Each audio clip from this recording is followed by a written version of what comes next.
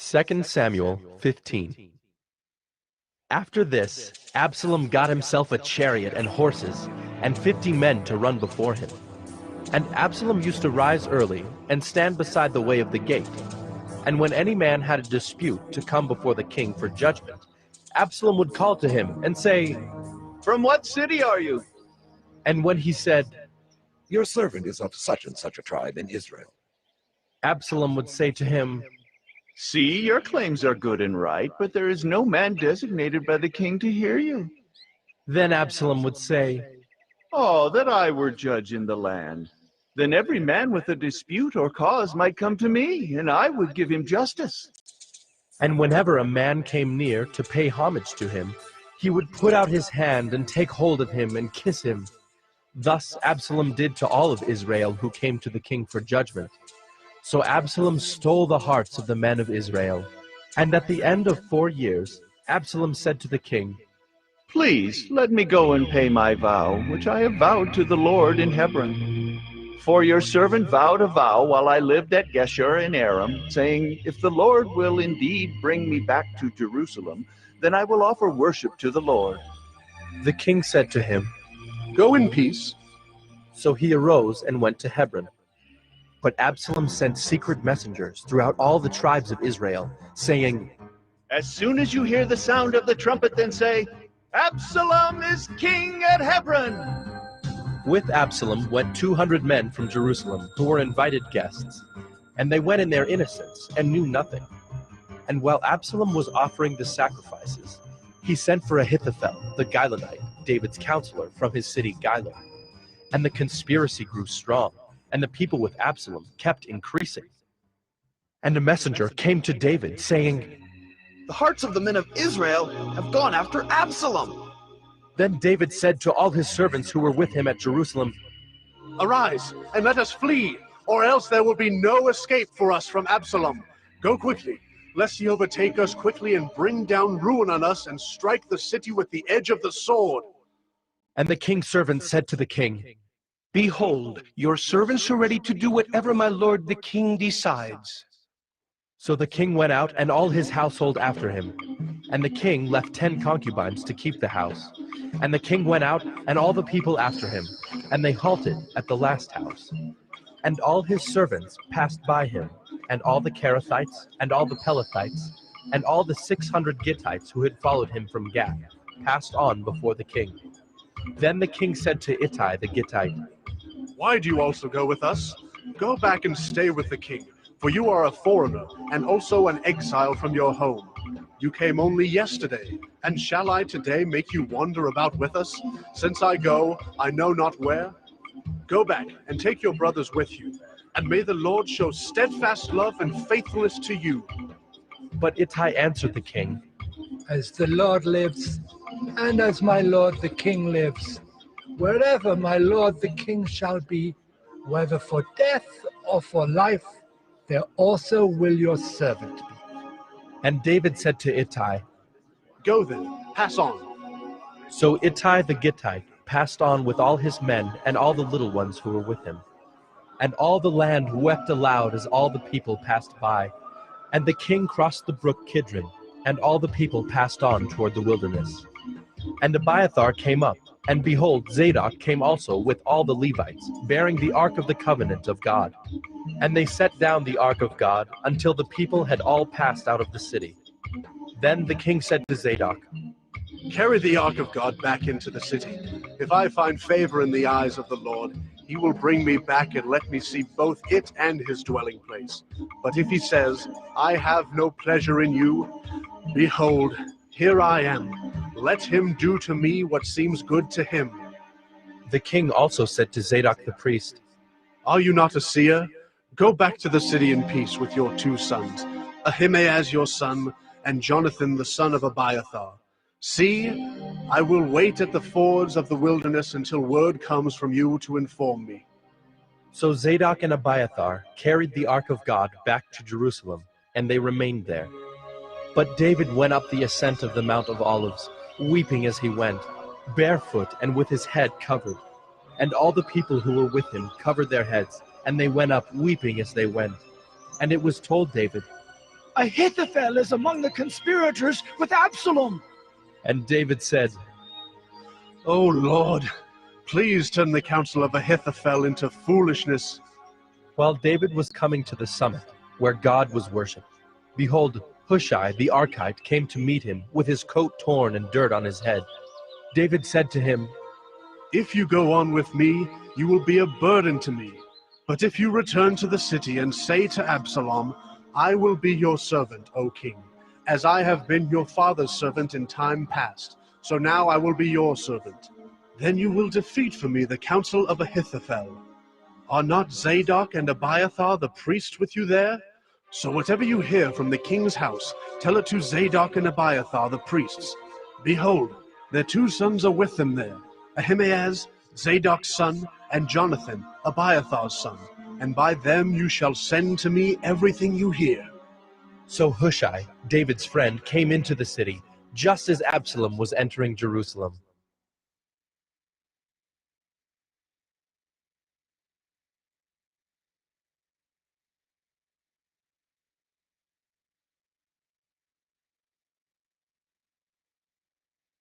Second Samuel 16. When David had passed a little beyond the summit, Ziba, the servant of Mephibosheth, met him, with a couple of donkeys saddled, bearing 200 loaves of bread, 100 bunches of raisins, 100 of summer fruits, and a skin of wine. And the king said to Ziba, Why have you brought these? Ziba answered, The donkeys are for the king's household to ride on, the bread and summer fruit for the young men to eat, and the wine for those who faint in the wilderness to drink. And the king said, And where is your master's son? Ziba said to the king, Behold, he remains in Jerusalem, for he said, Today the house of Israel will give me back the kingdom of my father. Then the king said to Ziba, Behold, all that belonged to Mephibosheth is now yours. and Ziba said, I pay homage. Let me ever find favor in your sight, my lord, the king. When King David came to Bahurim, there came out a man of the family of the house of Saul, whose name was Shimei, the son of Gera. And as he came, he cursed continually. And he threw stones at David and at all the servants of King David, and all the people and all the mighty men were on his right hand and on his left. And Shimei said as he cursed, Get out, you man of blood, you worthless man! The Lord has avenged on you all the blood of the house of Saul, in whose place you have reigned, and the Lord has given the kingdom into the hand of your son Absalom. See, your evil is on you, for you are a man of blood! Then Abishai, the son of Zeruiah, said to the king, Why should this dead dog curse my lord the king? Let me go over and take off his head. But the king said, What have I to do with you, you sons of Zeruiah? If he is cursing because the Lord has said to him, Curse David, who then shall say, Why have you done so? And David said to Abishai and to all his servants, Behold, my own son seeks my life. How much more now may this Benjaminite? Leave him alone and let him curse, for the Lord has told him to. It may be that the Lord will look on the wrong done to me, and that the Lord will repay me with good for his cursing today. So David and his men went on the road, while Shimei went along on the hillside opposite him, and cursed as he went, and threw stones at him and flung dust. And the king and all the people who were with him arrived weary at the Jordan, and there he refreshed himself. Now Absalom and all the people, the men of Israel, came to Jerusalem, and Ahithophel with him. And when Hushai the Archite, David's friend, came to Absalom, Hushai said to Absalom, Long live the king! Long live the king! And Absalom said to Hushai, Is this your loyalty to your friend? Why did you not go with your friend? And Hushai said to Absalom, No, for whom the Lord and this people and all the men of Israel have chosen, his I will be, and with him I will remain. And again, whom should I serve? Should it not be his son? As I have served your father, so I will serve you. Then Absalom said to Ahithophel, Give your counsel. What shall we do? Ahithophel said to Absalom, Go into your father's concubines, whom he has left to keep the house, and all Israel will hear that you have made yourself a stench to your father, and the hands of all who are with you will be strengthened. So they pitched a tent for Absalom on the roof. And Absalom went into his father's concubines in the sight of all Israel. Now in those days, the counsel that Ahithophel gave was as if one consulted the word of God. So was all the counsel of Ahithophel esteemed, both by David and by Absalom.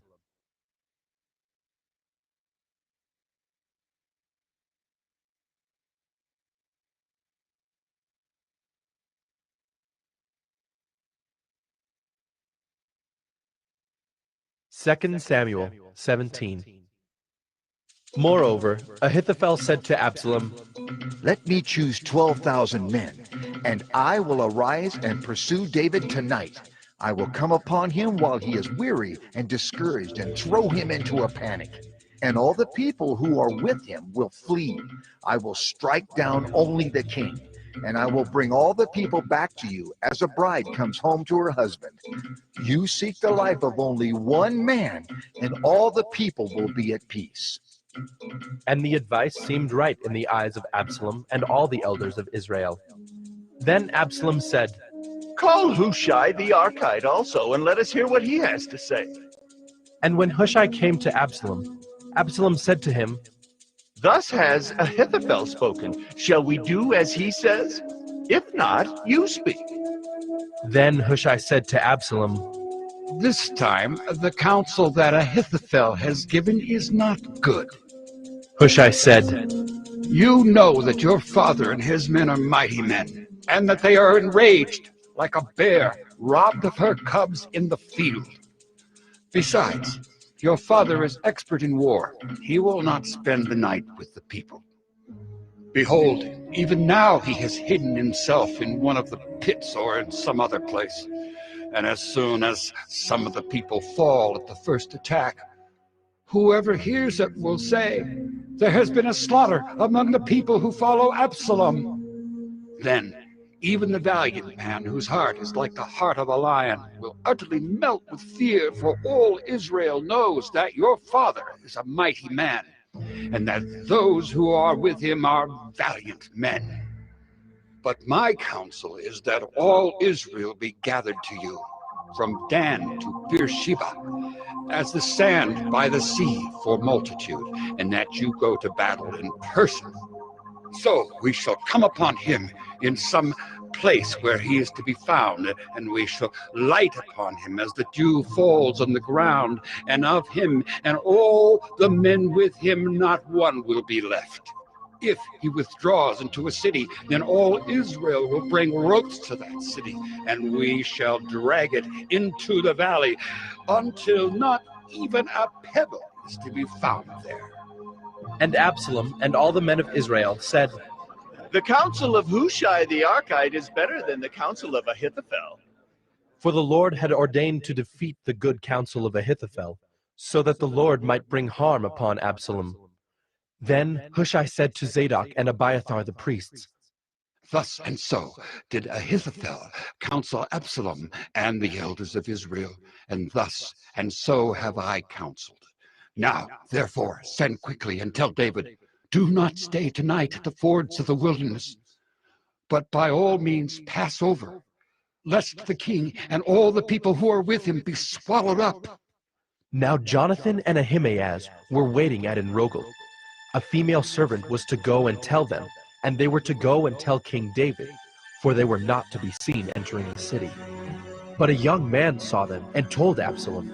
So both of them went away quickly and came to the house of a man at Bahurim, who had a well in his courtyard, and they went down into it.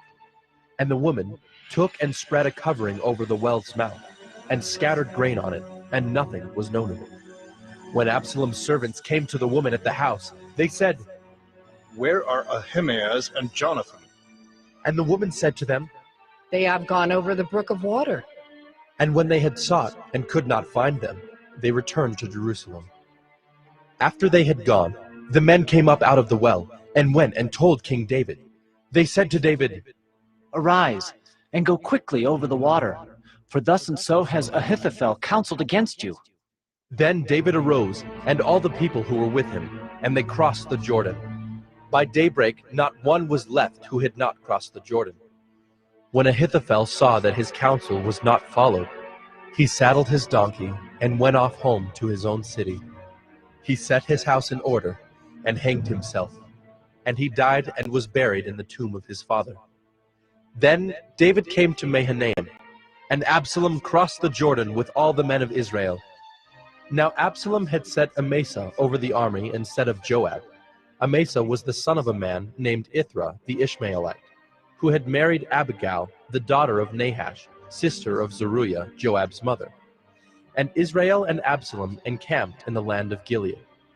When David came to Mahanaim, Shobai, the son of Nahash from Rabbah of the Ammonites, and Machir, the son of Amiel from Lo-debar, and Barzillai, the Gileadite from Rogelim, brought beds, basins, and earthen vessels, wheat, barley, flour, parched grain, beans, and lentils, honey and curds and sheep and cheese from the herd, for David and the people with him to eat.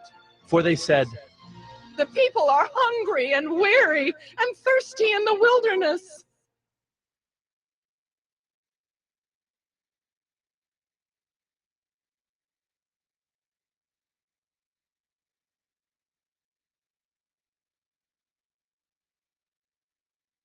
Second Samuel 18.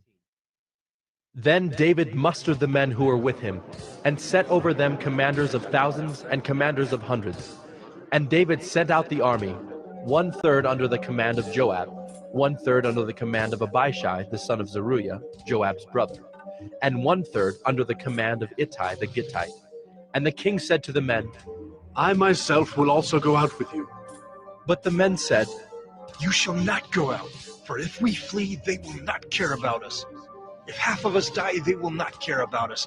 But you are worth 10,000 of us. Therefore it is better that you send us help from the city. The king said to them, Whatever seems best to you, I will do. So the king stood at the side of the gate, while all the army marched out by hundreds and by thousands. And the king ordered Joab and Abishai and Ittai, Deal gently, for my sake, with the young man Absalom. And all the people heard when the king gave orders to all the commanders about Absalom. So the army went out into the field against Israel, and the battle was fought in the forest of Ephraim.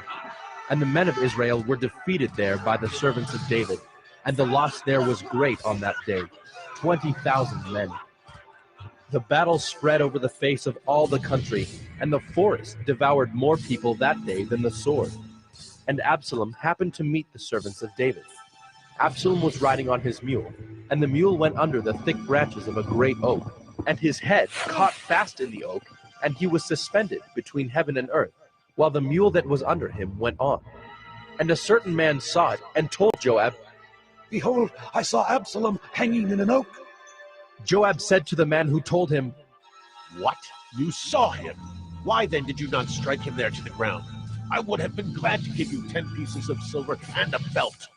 But the man said to Joab, Even if I felt in my hand the weight of 1,000 pieces of silver, I would not reach out my hand against the king's son.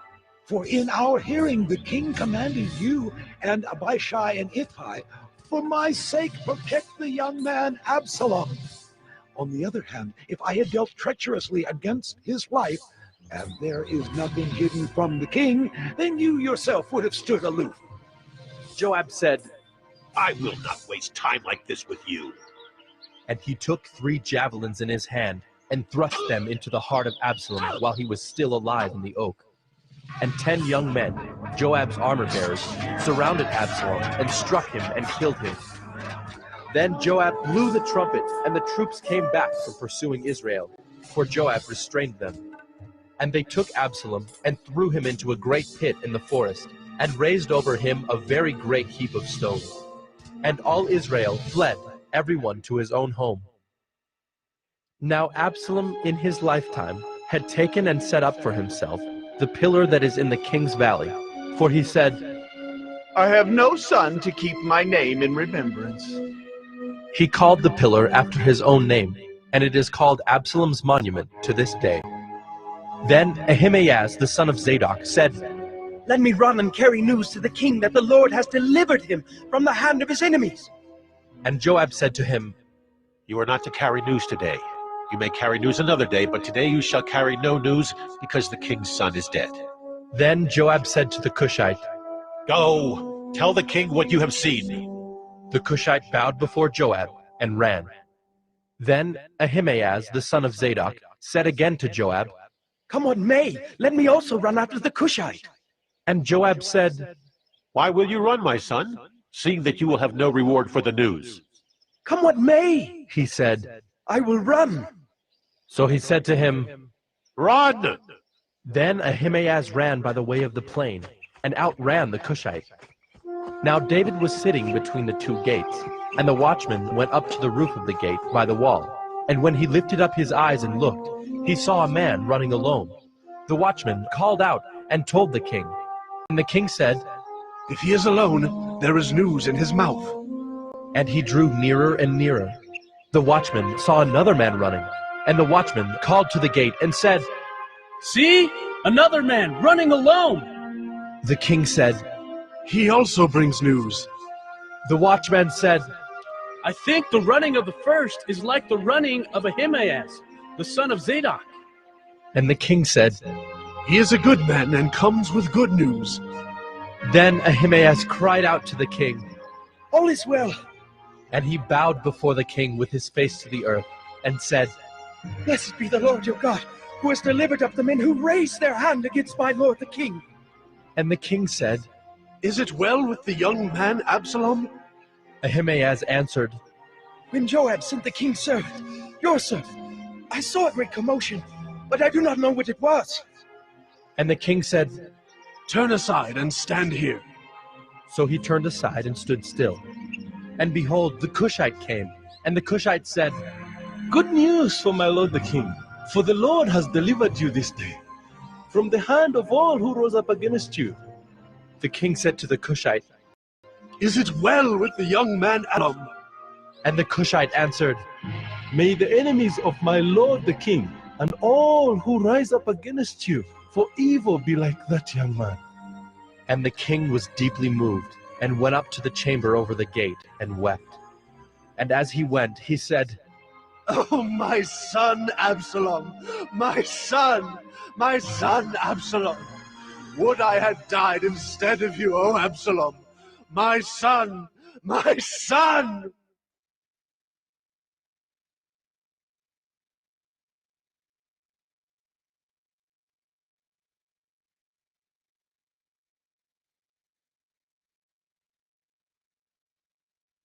Second Samuel 19.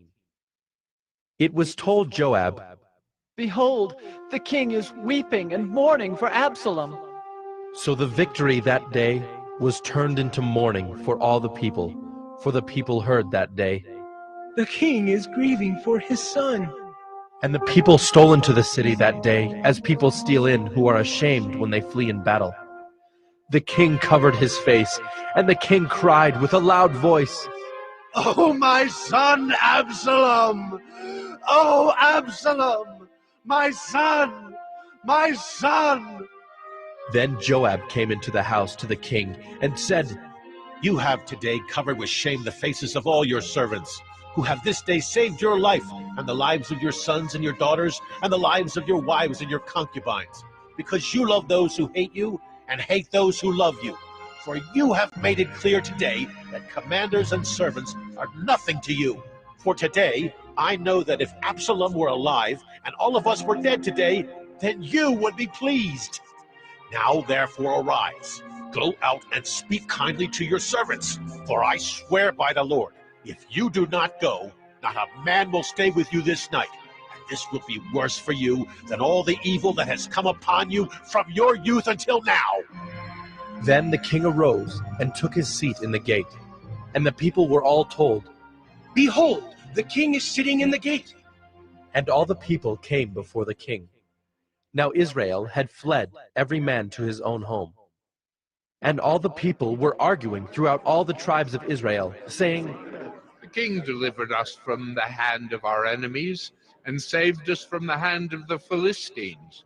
And now he has fled out of the land from Absalom. But Absalom, whom we anointed over us, is dead in battle. Now, therefore, why do you say nothing about bringing the king back?" And King David sent this message to Zadok and Abiathar the priests. "Say to the elders of Judah, why should you be the last to bring the king back to his house, when the word of all Israel has come to the king?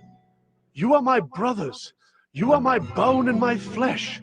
Why then should you be the last to bring back the king? And say to Amasa, are you not my bone and my flesh?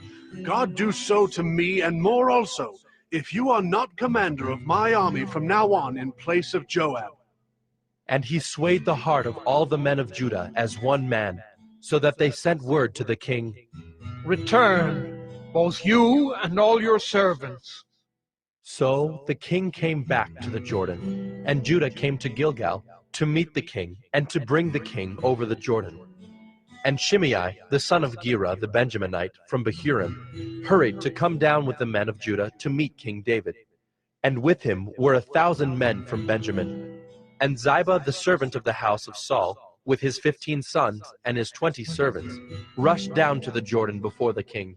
And they crossed the ford to bring over the king's household and to do his pleasure. And Shimei, the son of Gera, fell down before the king as he was about to cross the Jordan, and said to the king, "Let not my lord hold me guilty, or remember how your servant did wrong on the day my lord the king left Jerusalem. Do not let the king take it to heart, for your servant knows that I have sinned. Therefore, behold, I have come this day, the first of all the house of Joseph, to come down to meet my lord the king." Abishai, the son of Zeruiah, answered, "Shall not Shimei be put to death for this, because he cursed the Lord's anointed?" But David said, "What have I to do with you, you sons of Zeruiah, that you should this day be as an adversary to me? Shall anyone be put to death in Israel this day? For do I not know that I am this day king over Israel?" And the king said to Shimei, "You shall not die." And the king gave him his oath. And Mephibosheth, the son of Saul, came down to meet the king. He had neither taken care of his feet, nor trimmed his beard, nor washed his clothes from the day the king departed until the day he came back in safety. And when he came to Jerusalem to meet the king said to him, "Why did you not go with me, Mephibosheth?" He answered, "My lord, O king, my servant deceived me. For your servant said to him, I will saddle a donkey for myself, that I may ride on it and go with the king. For your servant is lame. He has slandered your servant to my lord the king. But my lord the king is like the angel of God. Do, therefore, what seems good to you. For all my father's house were but men doomed to death before my lord the king, but you set your servant among those who eat at your table. What further right have I than to cry to the king?" And the king said to him, "Why speak any more of your affairs? I have decided. You and Ziba shall divide the land." And Mephibosheth said to the king, "Oh, let him take it all, since my lord the king has come safely home." Now Barzillai the Gileadite had come down from Rogelim, and he went on with the king to the Jordan to escort him over the Jordan. Barzillai was a very aged man, 80 years old. He had provided the king with food while he stayed at Mahanaim, for he was a very wealthy man. And the king said to Barzillai, "Come over with me, and I will provide for you with me in Jerusalem." But Barzillai said to the king, "How many years have I still to live, that I should go up with the king to Jerusalem? I am this day 80 years old. Can I discern what is pleasant and what is not? Can your servant taste what he eats or what he drinks? Can I still listen to the voice of singing men and singing women? Why then should your servant be an added burden to my lord the king? Your servant will go a little way over the Jordan with the king. Why should the king repay me with such a reward? Please let your servant return, that I may die in my own city, near the grave of my father and my mother. But here is your servant Kimham. Let him go over with my lord the king, and do for him whatever seems good to you. And the king answered, Kimham shall go over with me, and I will do for him whatever seems good to you. And all that you desire of me, I will do for you. Then all the people went over the Jordan, and the king went over. And the king kissed Barzillai and blessed him, and he returned to his own home. The king went on to Gilgal, and Kimham went on with him. All the people of Judah, and also half the people of Israel, brought the king on his way. Then all the men of Israel came to the king, and said to the king, Why have our brothers, the men of Judah, stolen you away, and brought the king and his household over the Jordan, and all David's men with him? All the men of Judah answered the men of Israel, Because the king is our close relative. Why then are you angry over this matter? Have we eaten at all at the king's expense? Or has he given us any gift? And the men of Israel answered the men of Judah, We have 10 shares in the king, and in David also we have more than you. Why then did you despise us? Were we not the first to speak of bringing back our king? But the words of the men of Judah were fiercer than the words of the men of Israel.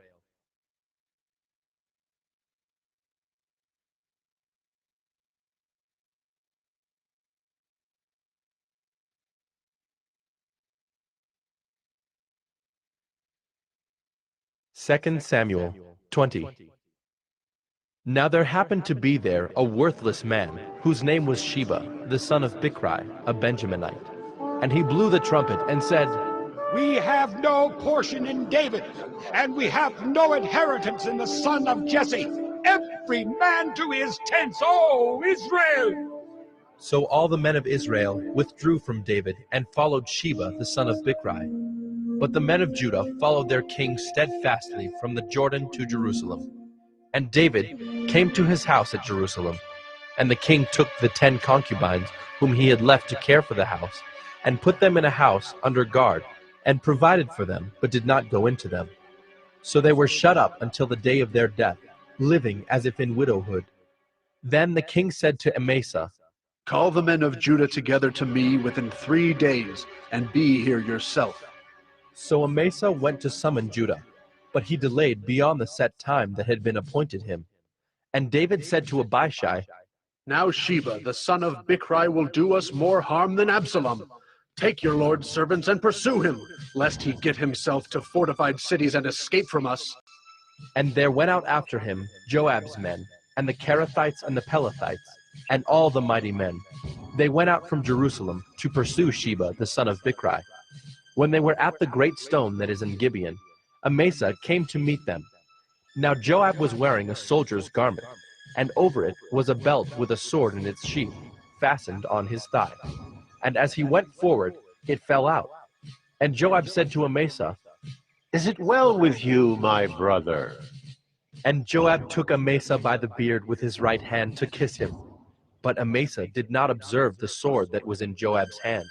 So Joab struck him with it in the stomach, and spilled his entrails to the ground without striking a second blow, and he died. Then Joab and Abishai his brother pursued Sheba the son of Bichri. And one of Joab's young men took his stand by Amasa and said, Whoever favors Joab, and whoever is for David, let him follow Joab. And Amasa lay wallowing in his blood in the highway. And anyone who came by, seeing him, stopped. And when the man saw that all the people stopped, he carried Amasa out of the highway into the field and threw a garment over him. When he was taken out of the highway, all the people went on after Joab to pursue Sheba the son of Bichri. And Sheba passed through all the tribes of Israel to Abel of Beth-maachah. And all the Bichrites assembled and followed him in. And all the men who were with Joab came and besieged him in Abel of Beth-maachah. They cast up a mound against the city, and it stood against the rampart, and they were battering the wall to throw it down. Then a wise woman called from the city, Listen! Listen! Tell Joab, come here that I may speak to you. And he came near her. And the woman said, Are you Joab? He answered, I am. Then she said to him, Listen to the words of your servant. And he answered, I am listening. Then she said, They used to say in former times, let them but ask counsel at Abel. And so they settled a matter. I am one of those who are peaceable and faithful in Israel. You seek to destroy a city that is a mother in Israel. Why will you swallow up the heritage of the Lord? Joab answered, Far be it from me, far be it that I should swallow up or destroy. That is not true. But a man of the hill country of Ephraim, called Sheba the son of Bichri, has lifted up his hand against King David. Give up him alone, and I will withdraw from the city. And the woman said to Joab, Behold, his head shall be thrown to you over the wall. Then the woman went to all the people in her wisdom, and they cut off the head of Sheba the son of Bichri, and threw it out to Joab. So he blew the trumpet, and they dispersed from the city, every man to his home.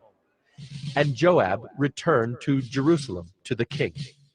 Now Joab was in command of all the army of Israel, and Benaiah the son of Jehoiada was in command of the Kerethites and the Pelethites, and Adoram was in charge of the forced labor, and Jehoshaphat the son of Ahilud was the recorder, and Sheba was secretary, and Zadok and Abiathar were priests, and Ira the Jairite was also David's priest.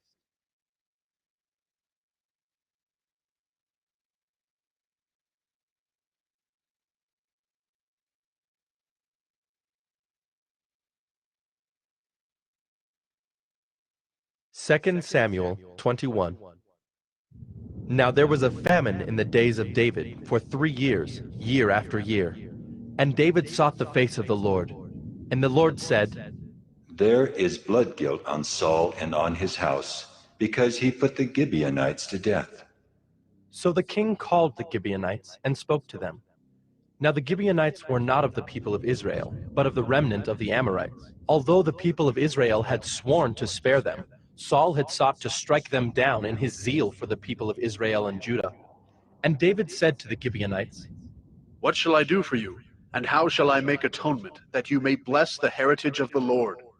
The Gibeonites said to him, It is not a matter of silver or gold between us and Saul or his house.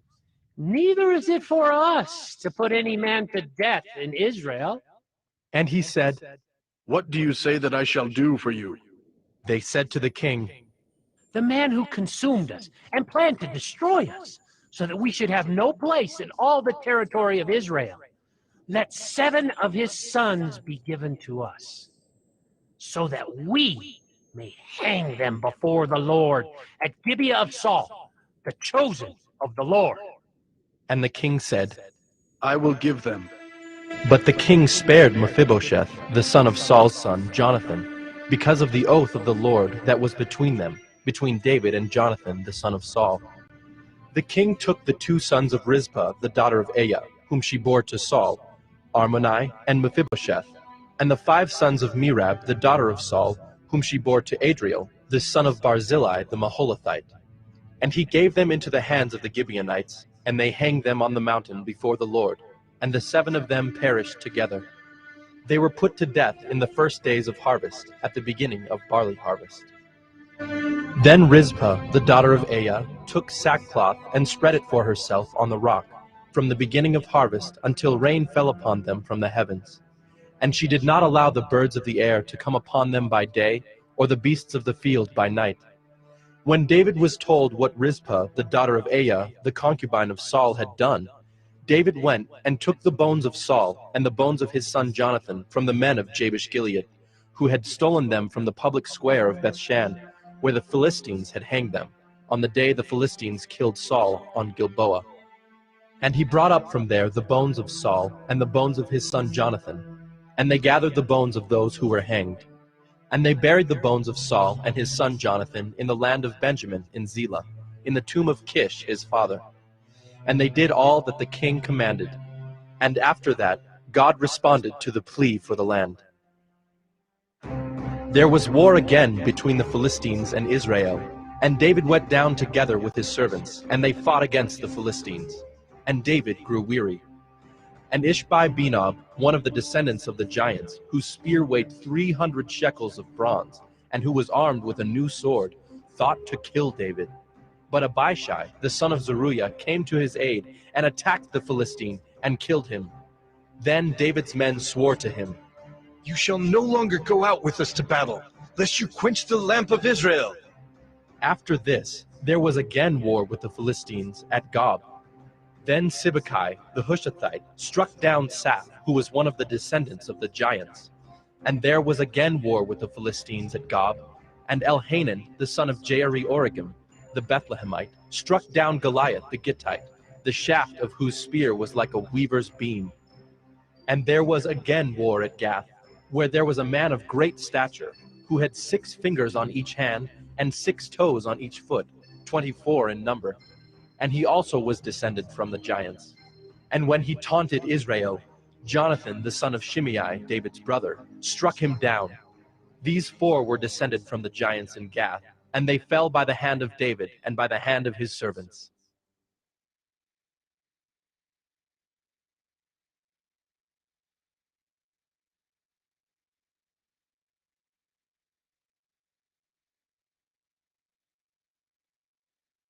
Second Samuel 22. And David spoke to the Lord the words of this song on the day when the Lord delivered him from the hand of all his enemies and from the hand of Saul. He said, "The Lord is my rock and my fortress and my deliverer, my God, my rock in whom I take refuge, my shield and the horn of my salvation, my stronghold and my refuge, my Savior. You save me from violence. I call upon the Lord, who is worthy to be praised, and I am saved from my enemies. For the waves of death encompassed me, the torrents of destruction assailed me, the cords of Sheol entangled me, the snares of death confronted me. In my distress I called upon the Lord. To my God I called. From his temple he heard my voice, and my cry came to his ears. Then the earth reeled and rocked. The foundations of the heavens trembled and quaked, because he was angry. Smoke went up from his nostrils, and devouring fire from his mouth. Glowing coals flamed forth from him. He bowed the heavens and came down. Thick darkness was under his feet. He rode on a cherub and flew. He was seen on the wings of the wind. He made darkness around him his canopy, thick clouds, a gathering of water.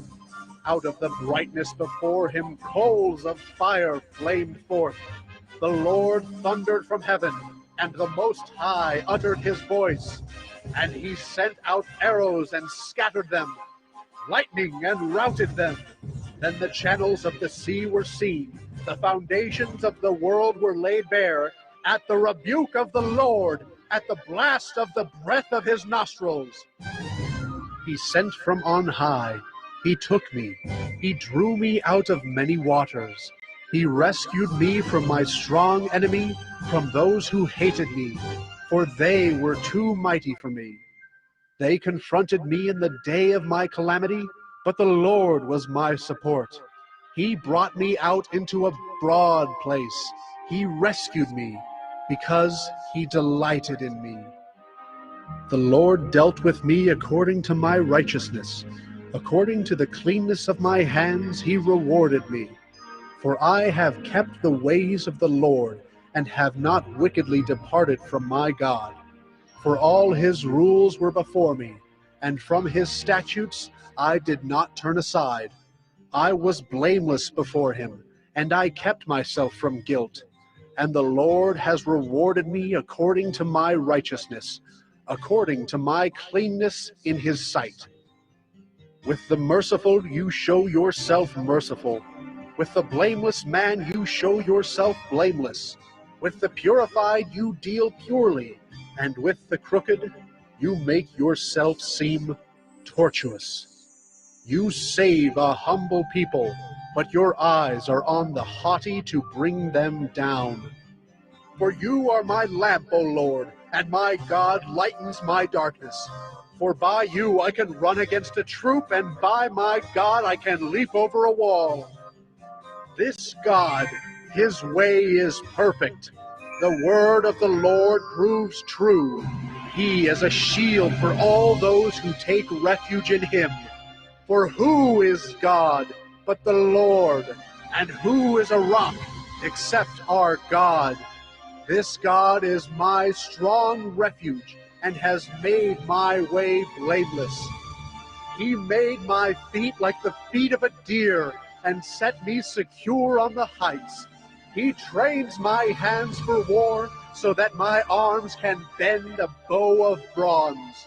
You have given me the shield of your salvation, and your gentleness made me great.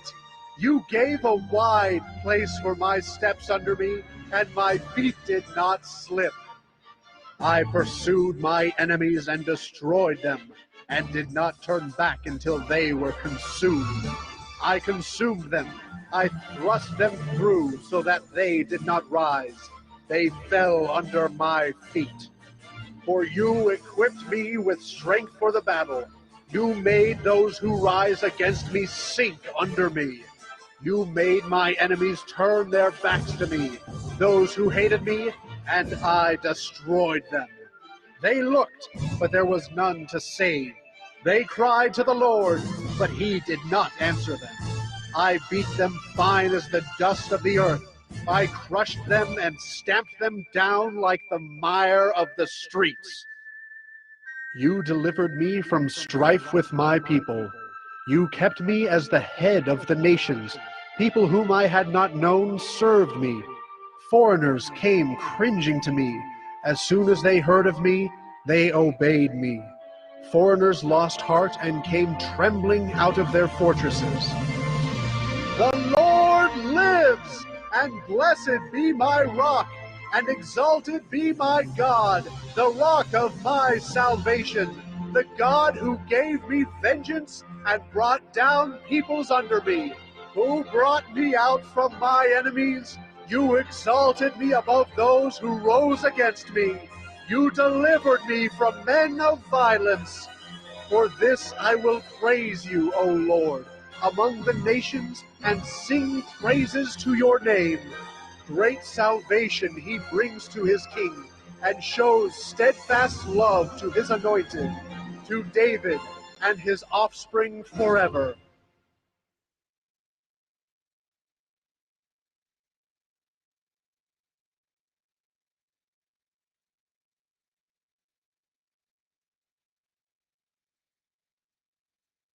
Second Samuel 23. Now these are the last words of David, the oracle of David, the son of Jesse, the oracle of the man who was raised on high, the anointed of the God of Jacob, the sweet psalmist of Israel. The Spirit of the Lord speaks by me. His word is on my tongue. The God of Israel has spoken. The Rock of Israel has said to me, when one rules justly over men, ruling in the fear of God, he dawns on them like the morning light, like the sun shining forth on a cloudless morning, like rain that makes grass to sprout from the earth. For does not my house stand so with God? For he has made with me an everlasting covenant, ordered in all things and secure. For will he not cause to prosper all my help and my desire? But worthless men are all like thorns that are thrown away, for they cannot be taken with the hand. But the man who touches them arms himself with iron and the shaft of a spear, and they are utterly consumed with fire. These are the names of the mighty men whom David had. Josheb-Basshebeth, a Tekemonite. He was chief of the three. He wielded his spear against 800 whom he killed at one time. And next to him, among the three mighty men, was Eleazar, the son of Dodo, son of Ahohi. He was with David when they defied the Philistines who were gathered there for battle, and the men of Israel withdrew. He rose and struck down the Philistines until his hand was weary, and his hand clung to the sword. And the Lord brought about a great victory that day, and the men returned after him, only to strip the slain. And next to him was Shammah, the son of Achi, the Hararite. The Philistines gathered together at Lehi, where there was a plot of ground full of lentils, and the men fled from the Philistines. But he took his stand in the midst of the plot, and defended it, and struck down the Philistines, and the Lord worked a great victory. And 3 of the 30 chief men went down and came about harvest time to David at the cave of Adullam, when a band of Philistines was encamped in the valley of Rephaim. David was then in the stronghold, and the garrison of the Philistines was then at Bethlehem. And David said longingly, "Oh, that someone would give me water to drink from the well of Bethlehem that is by the gate." Then the 3 mighty men broke through the camp of the Philistines, and drew water out of the well of Bethlehem that was by the gate, and carried and brought it to David. But he would not drink of it. He poured it out to the Lord, and said, "Far be it from me, O Lord, that I should do this. Shall I drink the blood of the men who went at the risk of their lives?" Therefore he would not drink it. These things the 3 mighty men did. Now Abishai, the brother of Joab, the son of Zeruiah, was chief of the 30. And he wielded his spear against 300 men, and killed them, and won a name beside the 3. He was the most renowned of the 30, and became their commander, but he did not attain to the 3. And Benaiah, the son of Jehoiada, was a valiant man of Kabzeel, a doer of great deeds. He struck down 2 Ariels of Moab. He also went down and struck down a lion in a pit on a day when snow had fallen. And he struck down an Egyptian, a handsome man. The Egyptian had a spear in his hand, but Benaiah went down to him with a staff, and snatched the spear out of the Egyptian's hand, and killed him with his own spear. These things did Benaiah, the son of Jehoiada, and won a name beside the 3 mighty men. He was renowned among the 30, but he did not attain to the 3. And David set him over his bodyguard. Asahel, the brother of Joab, was one of the 30. Elhanan, the son of Dodo of Bethlehem, Shammah of Harod, Elika of Harod, Helez the Paltite, Ira the son of Ikish of Tekoa, Abiezer of Anathoth, Mabunai the Hushathite, Zalman the Ahohite, Maharai of Netophah, Heleb the son of Baanah of Netophah, Ittai the son of Ribai of Gibeah of the people of Benjamin, Benaiah of Pirathon, Hiddai of the brooks of Gaash, Abi-Albon the Arbathite, Asmaveth of Bahurim, Eliabah the Shaalbonite, the sons of Jashan, Jonathan, Shammah the Hararite, Ahiam the son of Sherar the Hararite, Eliphalet the son of Ahashbai of Maacah, Eliam the son of Ahithophel of Gilo, Hezro of Carmel, Pearai the Arbite, Igal the son of Nathan of Zobah, Bani the Gadite, Zelek the Ammonite,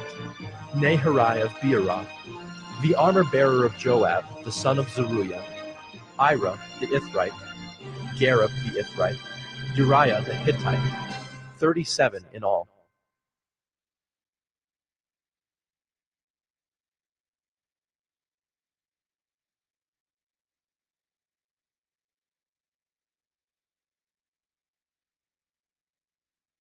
Second Samuel 24.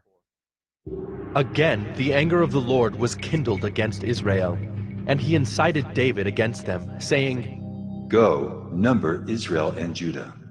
So the king said to Joab, the commander of the army who was with him, "Go through all the tribes of Israel, from Dan to Beersheba, and number the people, that I may know the number of the people." But Joab said to the king, May the Lord your God add to the people 100 times as many as they are, while the eyes of my lord the king still see it. But why does my lord the king delight in this thing? But the king's word prevailed against Joab and the commanders of the army. So Joab and the commanders of the army went out from the presence of the king to number the people of Israel. They crossed the Jordan and began from Aroer, and from the city that is in the middle of the valley, toward Gad, and on to Jazer. Then they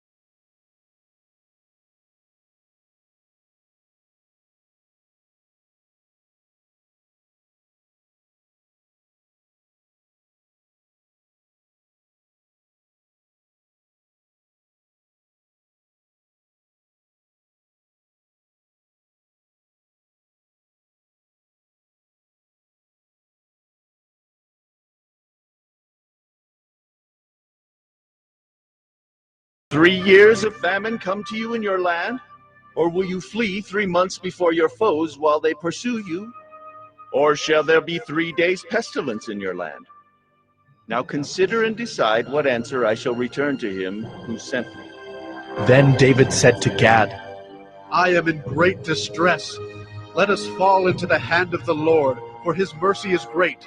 But let me not fall into the hand of man. So the Lord sent a pestilence on Israel from the morning until the appointed time. And there died of the people from Dan to Beersheba 70,000 men. And when the angel stretched out his hand toward Jerusalem to destroy it, the Lord relented from the calamity and said to the angel who was working destruction among the people, It is enough. Now stay your hand. And the angel of the Lord was by the threshing floor of Araunah the Jebusite. Then David spoke to the Lord when he saw the angel who was striking the people, and said, Behold, I have sinned, and I have done wickedly. But these sheep, what have they done? Please, let your hand be against me and against my father's house.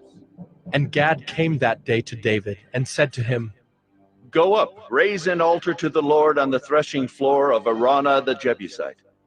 So David went up at Gad's word, as the Lord commanded. And when Araunah looked down, he saw the king and his servants coming on toward him. And Araunah went out and paid homage to the king with his face to the ground. And Araunah said, Why has my lord the king come to his servant? David said, To buy the threshing floor from you, in order to build an altar to the Lord, that the plague may be averted from the people. Then Araunah said to David, Let my lord the king take and offer up what seems good to him. Here are the oxen for the burnt offering and the threshing sledges, and the yokes of the oxen for the wood. All this, O king Araunah, gives to the king. And Araunah said to the king, May the Lord your God accept you. But the king said to Araunah, No, but I will buy it from you for a price. I will not offer burnt offerings to the Lord my God that cost me nothing. So David bought the threshing floor and the oxen for 50 shekels of silver. And David built there an altar to the Lord, and offered burnt offerings and peace offerings. So the Lord responded to the plea for the land, and the plague was averted from Israel.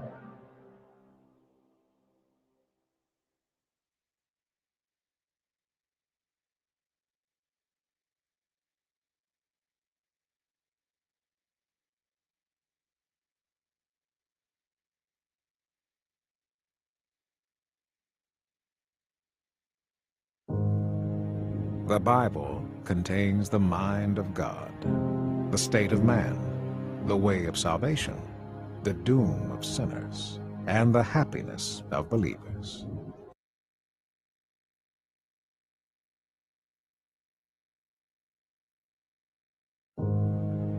The Bible contains the mind of God, the state of man, the way of salvation, the doom of sinners, and the happiness of believers. Its doctrines are holy, its precepts are binding, its stories are true, and its decisions are immutable. Read it to be wise, believe it to be safe, and practice it to be holy. It contains light to direct you, food to support you, and comfort to cheer you. It is the traveler's map, the pilgrim's staff, the pilot's compass, the soldier's sword, and the Christian's charter. Here, paradise is restored, heaven opened, and the gates of hell disclosed. Christ is its grand subject, our good the design, and the glory of God its end. It should fill the memory, rule the heart, and guide the feet. Read it slowly, frequently, and prayerfully. It is a mine of wealth, health to the soul, and a river of pleasure. It involves the highest responsibility, will reward the greatest labor, and will condemn all who trifle with its sacred contents. Pray it in, read it through, live it out, and pass it on.